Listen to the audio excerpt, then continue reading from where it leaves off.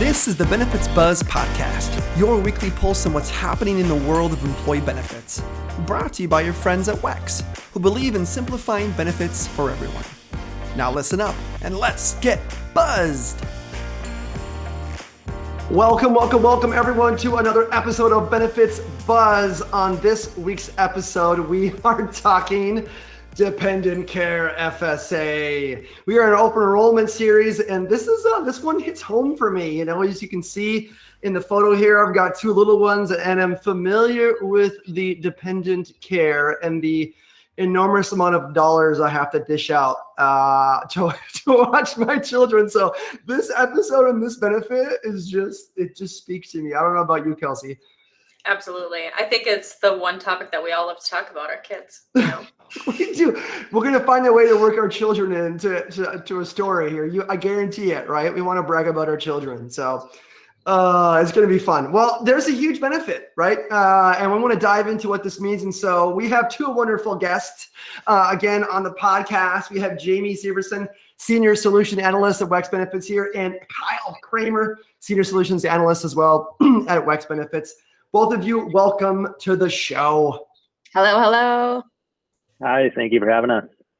Absolutely. We're pumped to have you. We're talking, like I mentioned in the intro here, something near and dear to my heart. We're talking about Dependent Care FSA. And, you know, some stat we did, our producer always does such a good job of prepping us for these episodes. And you pull the stat, it says more than half of families spend over $10,000 on childcare. And that was in 2020. That seems low, doesn't it? Yeah, I was going to say, I look at my bill, I'm pretty sure it's higher than that. Oh, yikes. So the fact of the matter is we're pouring lots of money into daycare for our kiddos and childcare for our kiddos. And we want to talk about how we can save some money and how we can have a benefit to help us with this. And so I can't wait to do this. We actually have top 7 facts. So I did 5, but I meant 7. The top 7 facts around dependent care FSAs that we're going to go ahead and hit up. So let's start with the first one here, okay? And we've got these in the form of a question. So I'm going to pose a question, and then you're going to reveal the fact. So number 1 is going to be, of course, the most obvious question. We want to know what expenses and whose expenses are eligible under a dependent care FSA. Yeah, this is exciting. So obviously the first thing that comes to mind is childcare and daycare expenses. So anything like a daycare center, home daycares, babysitters, nannies, but even like a day camp. So if you're sending your kiddo to a soccer camp for a day, those expenses are eligible as well.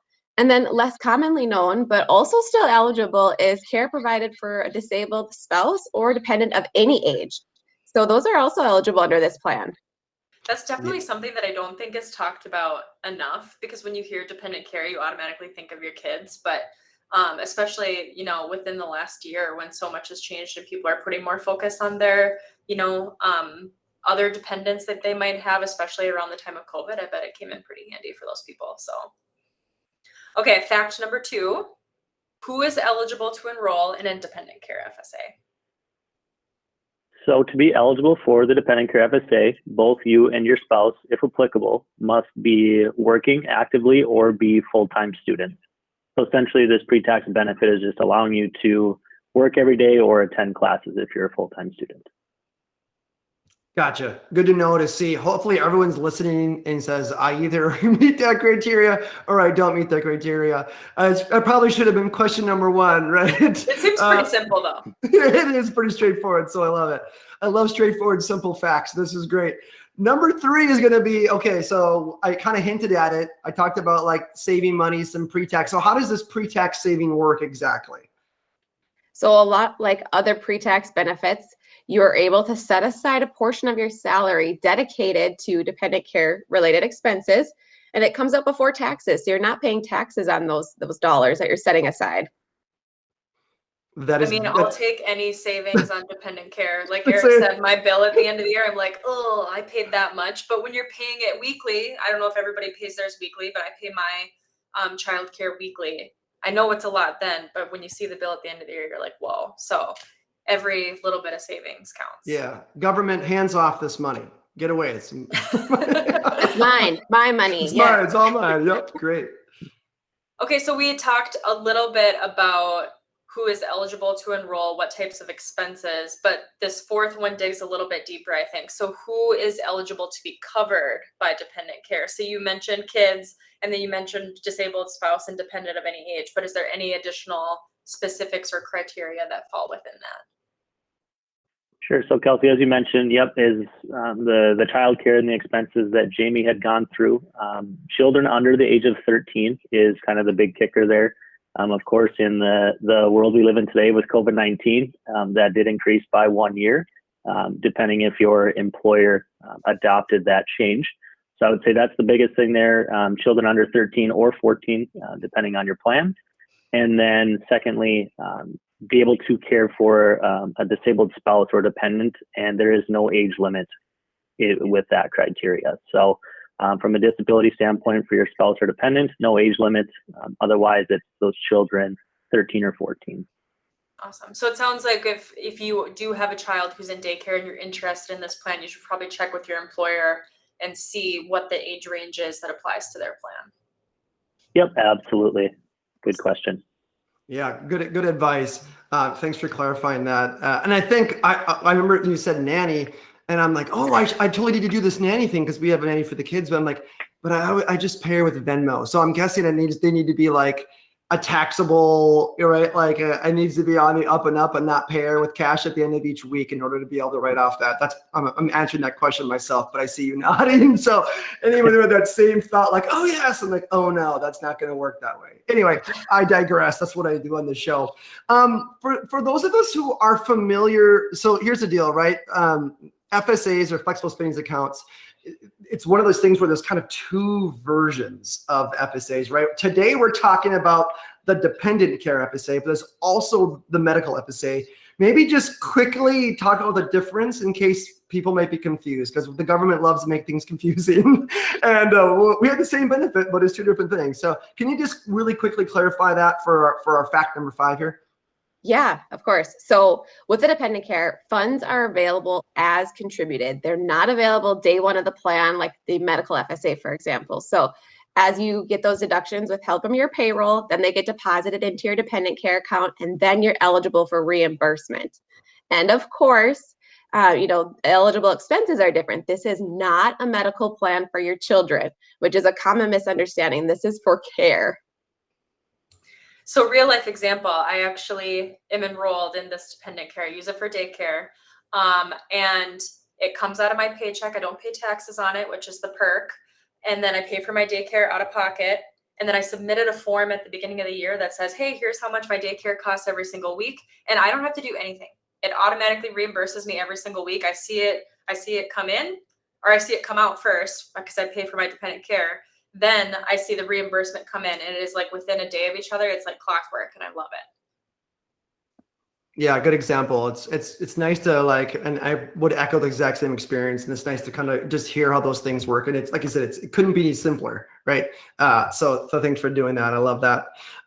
Maybe we'll roll into the next question, which is around contribution limits. And I know that this is a bit of a loaded question this year, so I am eager for your answer. Sure, Eric. So the standard maximum that the IRS allows is $5,000 per calendar year. Again, with the COVID-19 legislations, there have been some optional additions that can be made by your employer. So again, just consult with your employer, kind of similar with that dependent age one. So again, $5,000 per calendar year is our standard, and 2021 could be increased. So just consult with your employer and see what's offered for you during your open enrollment.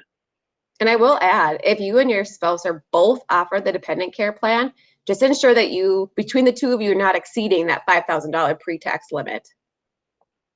That's a great point, Jamie. Yeah, and I don't know about you, Kelsey, but I don't know, $5,000 kind of seems like I'm very grateful. I'm very grateful, but doesn't it seem like a drop You don't in sound the that bucket? grateful.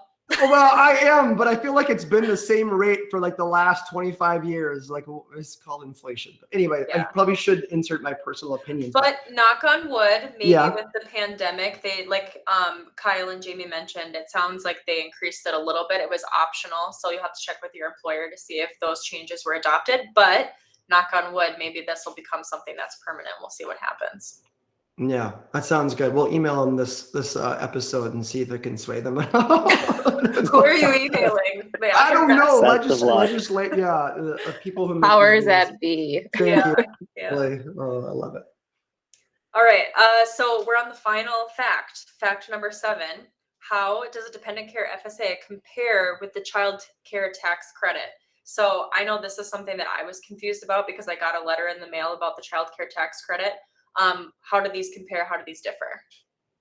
Yep, great question. So they're similar. Obviously, there's a little win in each one, and each family situation is going to be unique. So the best advice we can say is work with your tax advisor to ensure you're getting the most out of all the benefits that are available to you. But typically, if you have 1 to 2 children, using the dependent care plan is going to be in your favor. So that's kind of where we lead with that. And hopefully that falls into, I know for me, that works the best. I take the dependent care plan because I only have 1 little girl in childcare. So we max out that election there. Awesome. Good advice.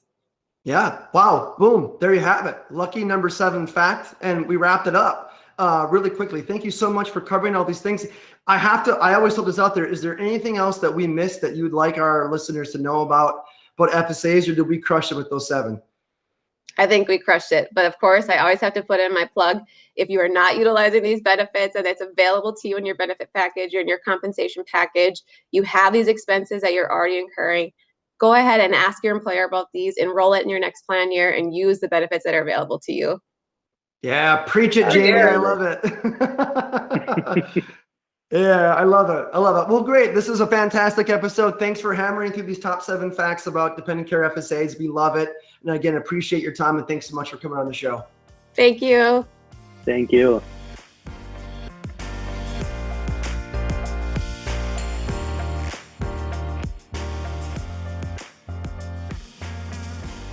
WEX is in the business of simplifying benefits for everyone. Now, although we certainly hope our podcast sparks some aha moments, like that was pretty cool, but of course we cannot provide legal, investment, or financial advice. And, well, therefore, nothing shared in this podcast should be interpreted as such. We encourage you to seek out appropriate professional advice regarding your plans. Hey, congratulations! You made it through our disclaimer. Thanks for